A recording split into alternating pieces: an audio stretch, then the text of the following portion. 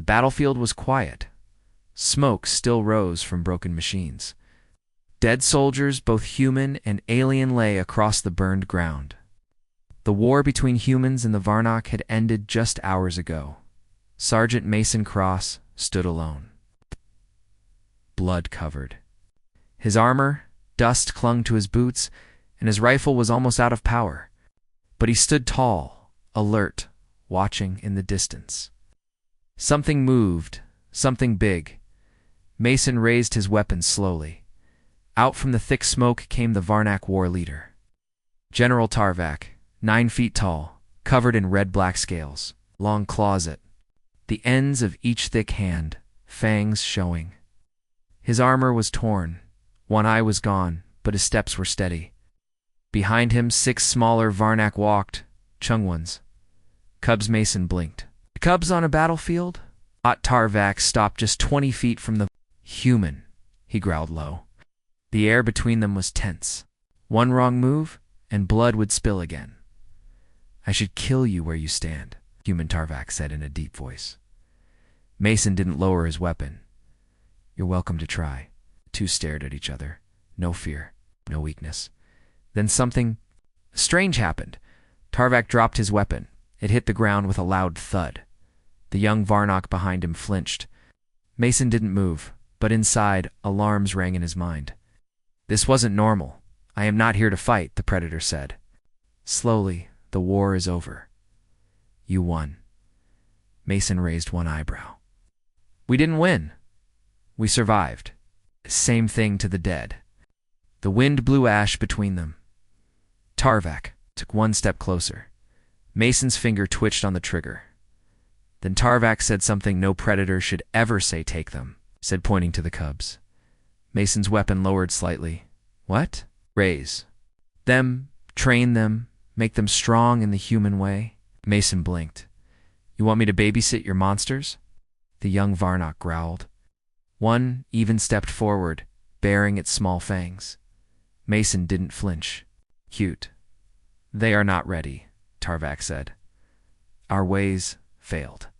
We lost. You humans, your species fights with something more than just claws and guns. You fight with your minds, with unity, discipline, purpose. We have none of that. Left.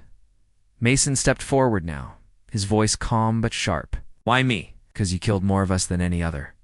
And you didn't die? That's your reason? Tarvak nodded once. Also, because you spared my son 2 days ago when you could have ended him. He told me. Mason glanced at the cubs. One looked away. So you want me to turn them into soldiers? No, Tarvak said. I want you to turn them into something better. Something that can survive the next war, the next galaxy. Mason crossed his arms. And what makes you think I won't just turn them against you? Tarvak growled deep in his throat. If that is what they choose, then perhaps they deserve to. It was quiet for a moment. Only the wind and the soft clicking of broken machines. Mason looked at the cubs again. Not all of them looked violent. One looked scared. Another looked tired. They were just born into war. He sighed. One condition, Mason said. Tarvak's eyes narrowed. Name it. They follow my rules. No Varnock rules. No traditions. I don't care if your ancestors rise from the grave and scream. This is my camp. My world. Tarvak gave a slow nod. Agreed. Mason pointed a finger. And if one of them tries to bite me, you are allowed to bite back. The two warriors stared at each other again. Not as enemies, not yet friends. But something new. Then Tarvak turned. Without another word, he walked away, leaving his young behind with the human. The camp was a ruin of metal, stone, and firelight. Mason had pulled together a few working lights and laid out basic gear. The cubs sat in silence, watching him with cautious eyes. He didn't speak to them right away. Instead, he built a fire, cooked a small meal. Ate first, then he looked up. All right, Mason said. Let's get this clear. All 6 cubs looked up. I don't care if your father was a general. I don't care if you think you're born to lead. Out here, I'm in charge. You eat when I say, you train when I say, you sleep when I let you. You fight only when I allow it. One cub snorted. We are Varnock, not slaves. Mason stood, walked over, and stared the cub right in the eyes. You're not slaves, he said calmly.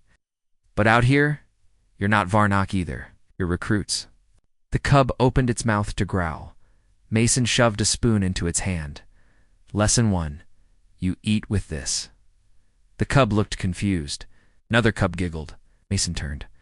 Lesson 2. No laughing at your squad mates' confusion. You help them. You teach them. The laughter stopped. Mason walked back to the fire. Lesson 3. You follow orders. If I say jump, you jump. If I say hide, you hide. If I say run one cub through the spoon at him, it clanged off his armor. The others froze. Mason looked at the cub, calm. Then he walked over, grabbed another spoon, and handed it back. You get one warning, he said. Next time, it'll be a shovel. The cub looked at the spoon, then lowered its eyes. Mason sat back down, and for the first time since the war ended, silence felt different. 1 week later, the Varnock elders watched from the cliffs, hidden behind long-range scopes. They saw the cubs dragging logs, climbing walls, falling into mud pits, the humans shouting strange words like push harder. And you call that balance? The elders had expected to see broken cubs. Instead, they saw discipline, formations, teamwork. One elder spoke. What is he doing to them?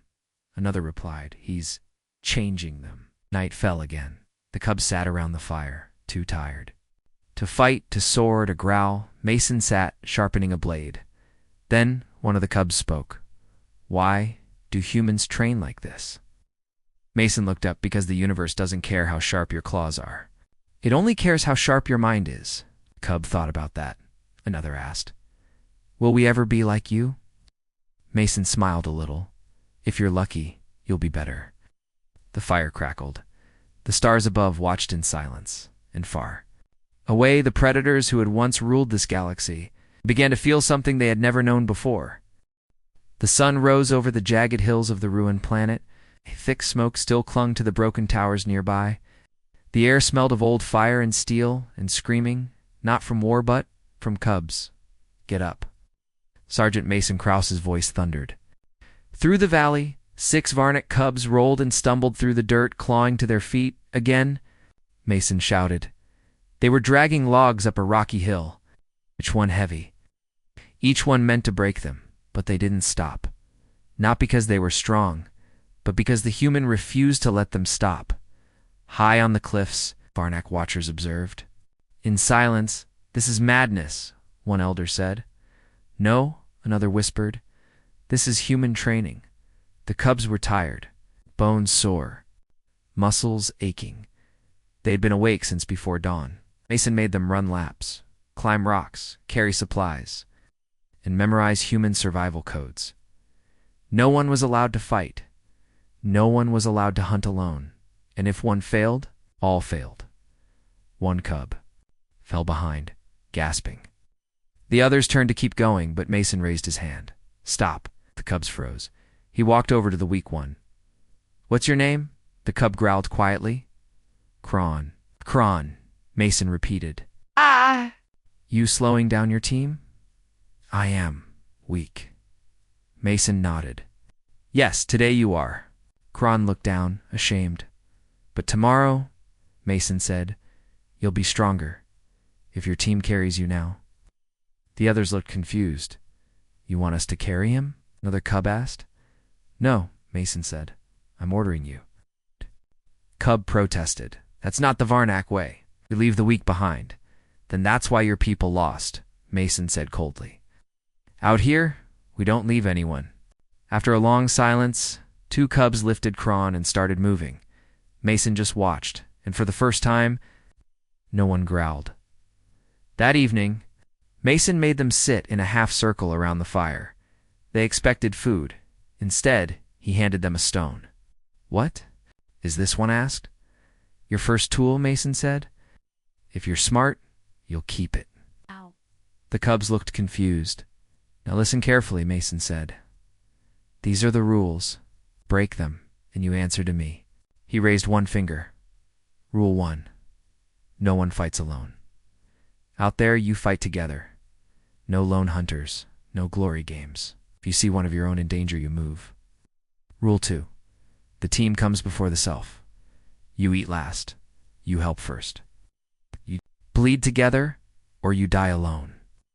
Rule 3. Learn fast or fall behind. I will not slow down for you. The galaxy won't either. If you want to survive, adapt. He looked around. You got that? Few nodded. May snorted. Mason walked up too. The one who snorted? The cub stood tall, bigger than the others. I do not take orders from prey, the cub hissed. Mason stared at him, then handed him a wooden stick. Good, let's test that. The cub swung without warning. Mason dodged, grabbed the cub by the arm, and twisted hard. In 3 seconds, the cub was face down in the dirt, groaning. Mason leaned down. Rule 4, he whispered.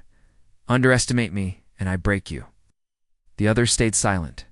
He stood and threw the stick back on the ground. Now get some sleep. Tomorrow's worse. One cub whispered to another by the fire, Why doesn't he kill us? He could have, the other said. Easily. Then why is he training us like this? The first cub looked at Mason, who was cleaning his armor silently nearby. I think he wants us to be more than Varnock. The second one looked confused. That possible? Neither had an answer. But somewhere deep inside them, a strange feeling began to grow. Not fear, not hate, respect, in the early hours of the morning. An alarm triggered. Mason was up in seconds. He grabbed his rifle and moved through the camp. Like a shadow, the cubs stirred. Then they saw it of Varnock. Scout ship had landed nearby. From it stepped a single Elder General Tarvak. He walked into the camp slowly, unarmed, watching his cubs from a distance. The cubs stood tall now, their posture better, their eyes alert. Even Krarn stood proudly. Tarvak narrowed his eyes. You've changed them, he said. Mason didn't smile. I told you I would. They move like humans. They move like soldiers, Mason corrected. Tarvak looked at his children. Then he said something Mason didn't expect. I no longer recognize them. That's the point, Mason replied. There was silence then. Tarvak asked, Are they ready? Mason looked at the cubs, then back at the general. No, he said. Yet, but soon. Tarvak nodded once, then turned and walked back to his ship without another word. Ending Sanaz, the scout ship lifted off into the sky. The cubs gathered around Mason. One asked, Will he come back? Doesn't matter, Mason said. You're mine now. Cubs looked at each other. No one objected. They didn't see him as prey anymore.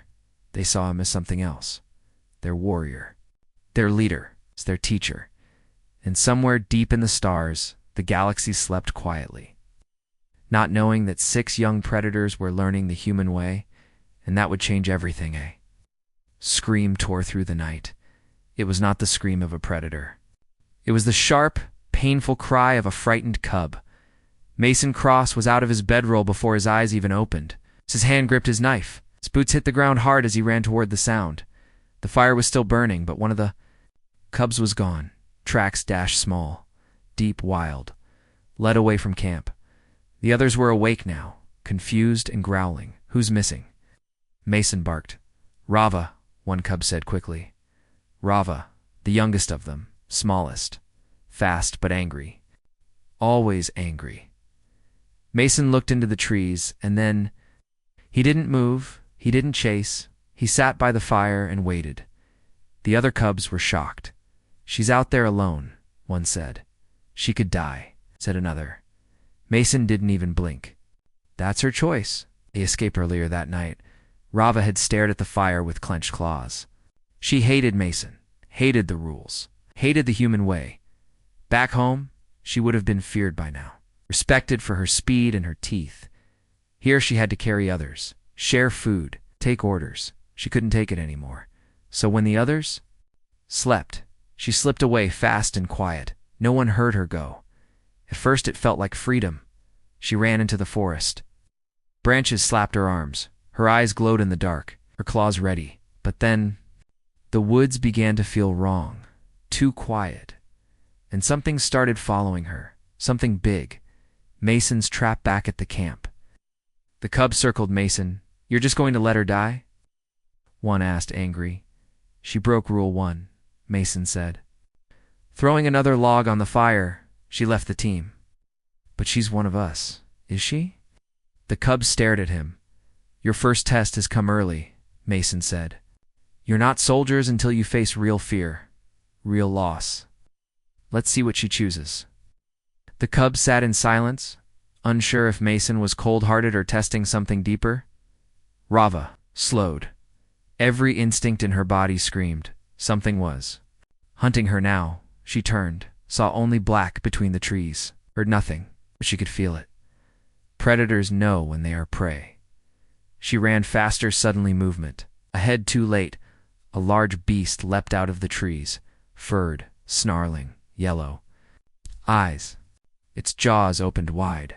Rava screamed. The beast lunged, dash snap, it fell into a hole, crashing into sharpened branches hidden under leaves. Rava blinked in shock.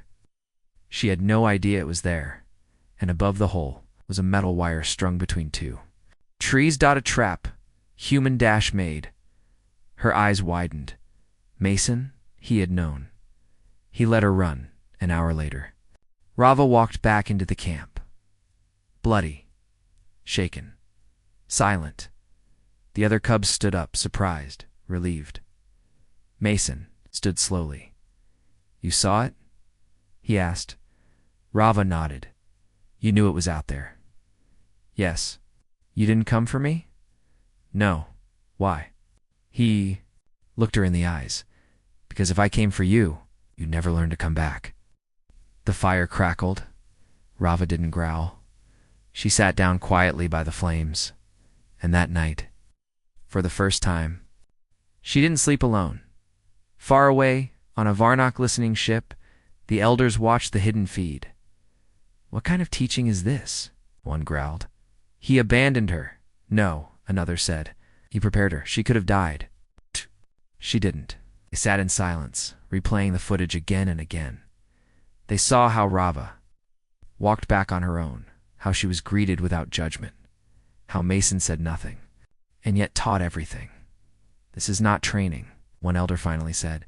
"It is transformation," another whispered later that night. As the fire died down, Rava looked at Mason from across the camp. She spoke just loud enough for him too. "Here, thank you." Mason didn't look up. "Don't thank me." He paused. "Thank the trap." The cubs chuckled softly. The mood had changed. They weren't just students now. They were survivors, and the first test had only just begun. Blood hit the dirt. Not from war, not from a beast, from one of the cubs. Kron lay on the ground, dazed. His arm bent wrong, a cut on his brow. Standing over him was Juro, the strongest cub, eyes blazing, fangs out. One claw still red dot. Mason didn't move. He didn't shout. He just watched. Juro raised his claw again, ready to finish it. "Stop," Mason said calmly. Juro growled. "He attacked me. I saw he was weak. He should have known better."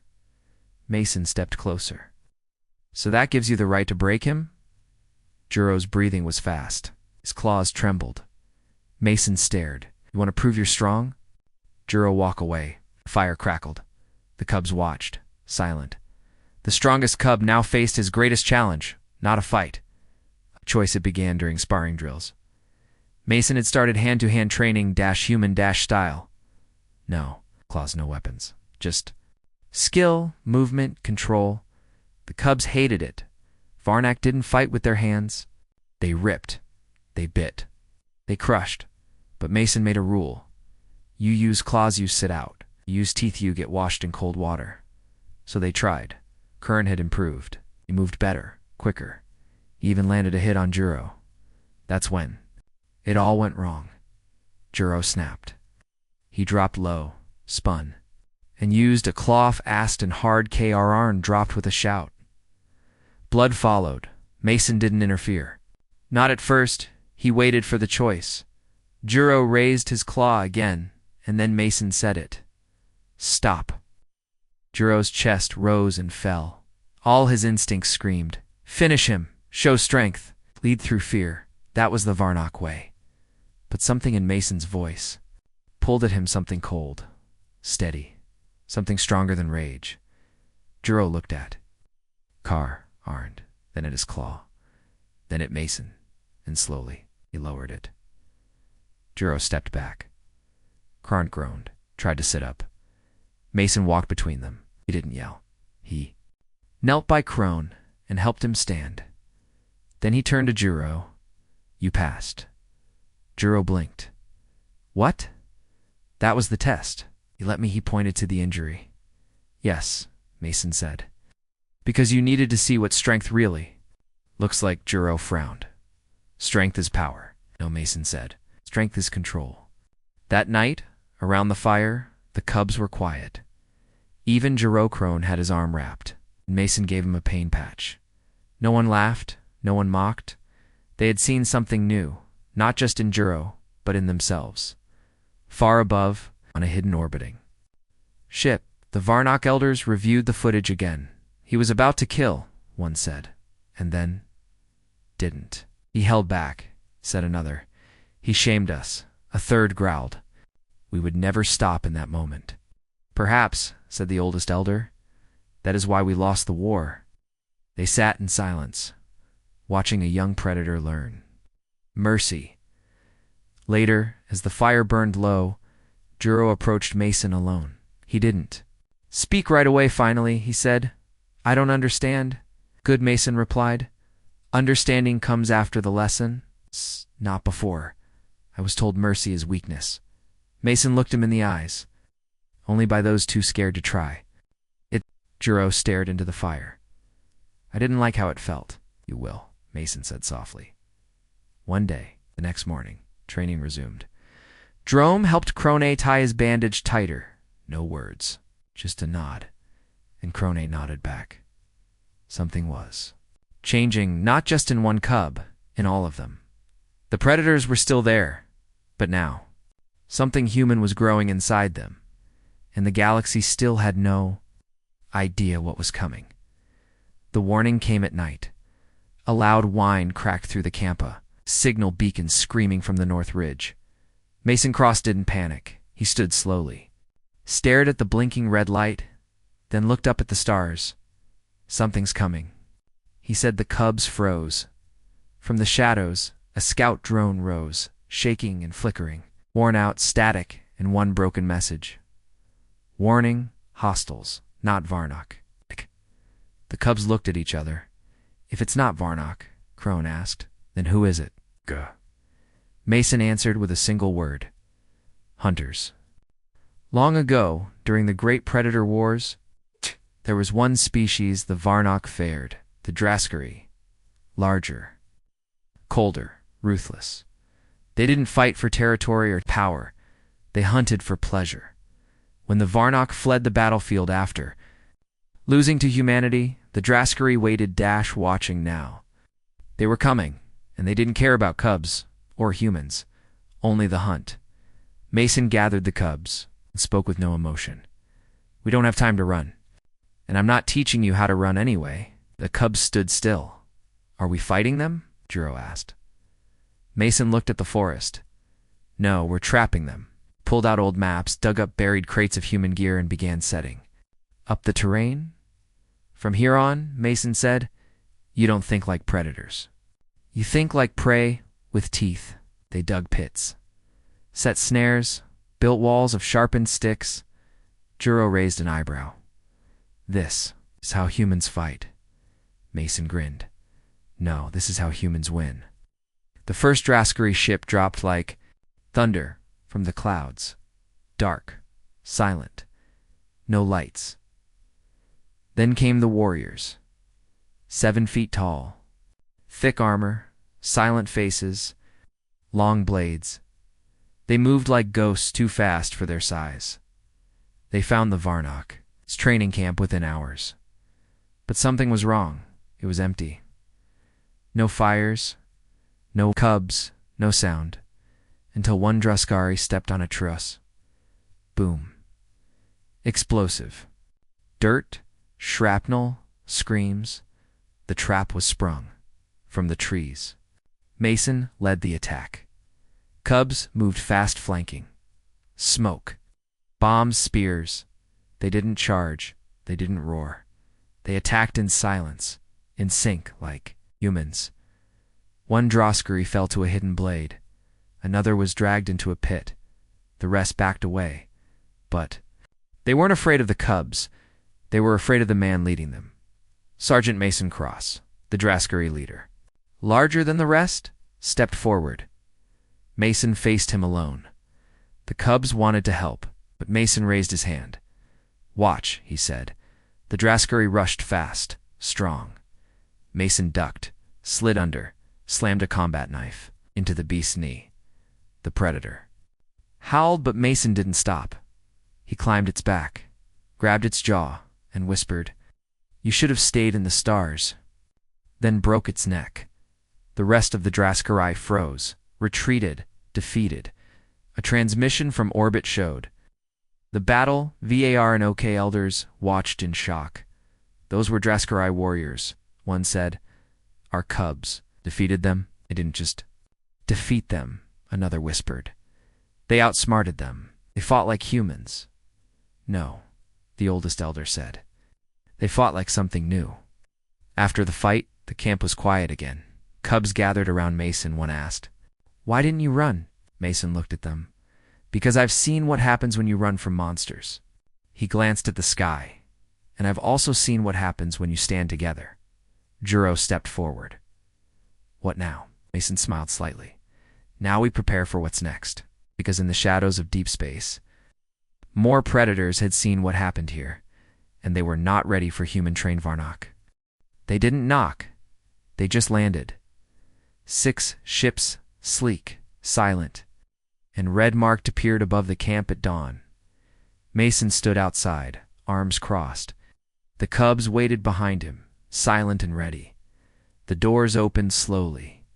Inside were Varnock warriors. Old armor, gold dash trimmed. These weren't invaders, they were officials. They were from the Blood Council, the ruling force of the Varnock species. But they didn't come to thank Mason. They came to take the cubs from orbit. The Blood Council watched everything.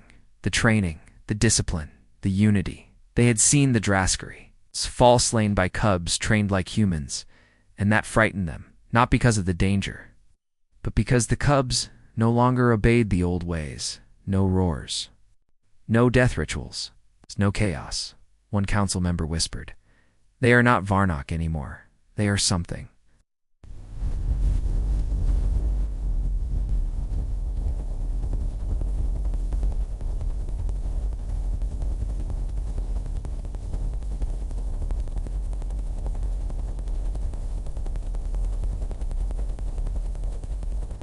The lead elder stepped forward. He looked at Mason like a wolf, staring down a rival. "You did well, human," he said, coldly, "but your services are no longer needed." Mason didn't move. "You want the cubs?" Mason said. "They are ours," the elder replied. "We thank you, but their future lies with us." He turned to the cubs. "Come now, leave them. Human, return to your people."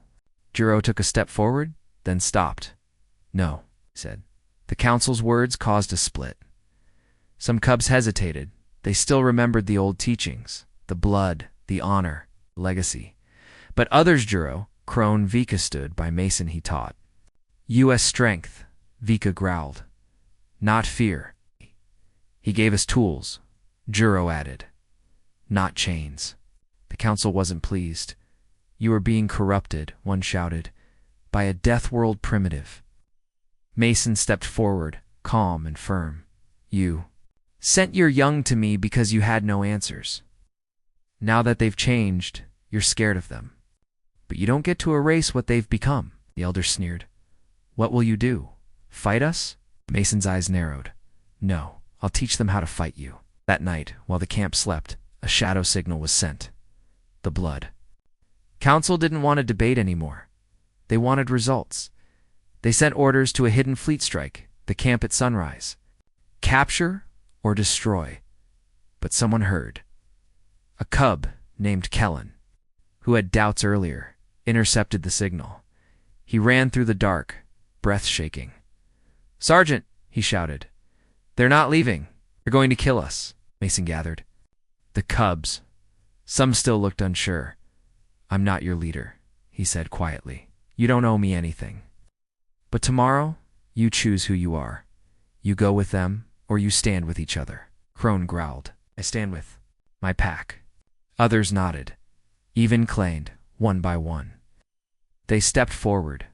Mason gave a quiet nod. Then he opened a metal crate. Inside were weapons, old Earth gear, unmarked, illegal, effective, if they want war, Mason said. "We show them what we learned." Above, the forests, Blood Council ships gathered, weapons armed, troops loaded. They smiled, confident after all, as they were just facing cubs and one human.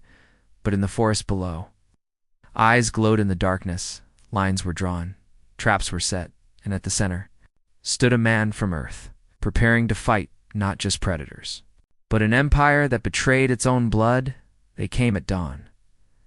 5. Blood Council dropships roared down through the clouds. The camp below looked silent, still empty, but that was a lie. Inside the woods, Mason whispered now, exploded from the trees, flame lines, trap pits, shock grenades, dot launchers. The predators thought they were the hunters. They were wrong. As the Varnock soldiers advanced through the camp, they saw only smoke. Then came the roar. Not from a Varnock, but from a Juro. He leaped from the trees. Followed by 6 others, they struck hard and vanished. Hit and run. Attacks. Tactics Mason had taught them. Asterisk. The signal spread faster than light. Systems across the galaxy picked it up. It showed Varnock cubs fighting like soldiers. It showed the blood. Council defeated, and in the center of it all, a human. One by one. The leaders of other species watched in silence. Some felt fear. Others felt curiosity. A few rage. And deep in the dark corners of space, something ancient began to move. On the E3 worlds, the scientists whispered, "This confirms it. Humanity's influence is unstable and dangerous." On the Goran military colonies, if humans can train predator young, what happens if they train others? And on the hidden moons of the Krell Collective, this is how human wars begin. Even species that had never feared Earth before now watched every human signal. The cubs, now leaders of their own kind, sent another message. This time it was not just words, it was an invitation. "Let us show you what we learned, not just how to fight, but how to survive." Together, some called it rebellion, some called it hope, but almost all agreed on one thing. This is the human effect. Mason stood quietly, watching the cubs build, not weapons. Homes, shelters for orphans, libraries with both human and Varnock knowledge. The old camp was becoming a real village, something new, and they named it New Dawn. But Mason wasn't smiling because he knew what was coming. Late one night, a strange ship entered orbit, sleek, silent, unknown markings. It landed without permission from it, walked a figure dressed in black and silver. No face, no weapons, just a voice that echoed in Mason's head. "You're the one they talk about. You broke the predator bloodline. You taught them to question." Mason stared at the figure. "Who are you? Fear what comes next." The being made a warning. "The galaxy doesn't want change. It wants control. Stop now, or many worlds will burn." The cubs gathered behind Mason. Kellen stepped forward. "We've already changed. That's the truth." Juro raised his voice. "We're not going back." The figure tilted its head. "Then prepare," and vanished. Mason turned to the young warriors. "Every species that fears humans will come for us now." Vika nodded. "Let them come," Kellen added. "We'll show them what the galaxy forgot." Mason smiled, Just a little. They thought they were afraid of humans before, he said. Now they'll see what happens. When a human teaches predators to think, the last scene shows a recording being sent out. We were born to hunt. But now we defend. We were made for war. But now we choose peace. We were feared. Now we are something worse. ... We are free, not wild rage war discipline. The council forces grew nervous. This isn't how cubs fight. No, it wasn't. Because they were no longer just cubs. They were trained by a human warrior. The blood. Council followed an old belief. A circle of power. Elders trained warriors. Warriors led the next. But Mason broke that circle. He trained without fear. Without tradition, he showed the cubs how to think, not just follow. And now, they used that thinking against their own creators. Council soldiers began to fall back, confused, afraid, in the heat of battle. Kalan, the one who had once doubted Mason, faced a council officer. The officer barked orders. Neil, you're still Varnock. Kellen looked at him. No, he said quietly. I'm more. Then he shot first. In the center of the camp, Mason faced the lead council, Commander High Elder. Gore? He was massive, strong, old, human, Gorok spat. You poisoned them, no, Mason said calmly. I woke them up. They fought. Claws versus fists, strength versus strategy. The battle shook the earth. In the end, Mason used his last trick in EMP pulse, hidden in his armor. Gorok's power. Suit failed, and Mason didn't miss one punch. One shot. Silence. The council's last troops were surrounded, and now, the cubs gave them a choice. Drop your weapons, Crone growled, or face what we've become. They dropped them. The camp fell quiet, but the war wasn't over. Juro turned to Mason. What now? Mason looked to the stars. They won't stop. Then we don't stop either, Vika said. Glan sent out a signal not just to Varnock space, but to the whole galactic network. A message recorded by the cubs. We are not born to kill. We are taught to fight for what matters. This is not a rebellion. This is evolution. And a human showed us how. The galaxy heard, and many didn't like what they heard.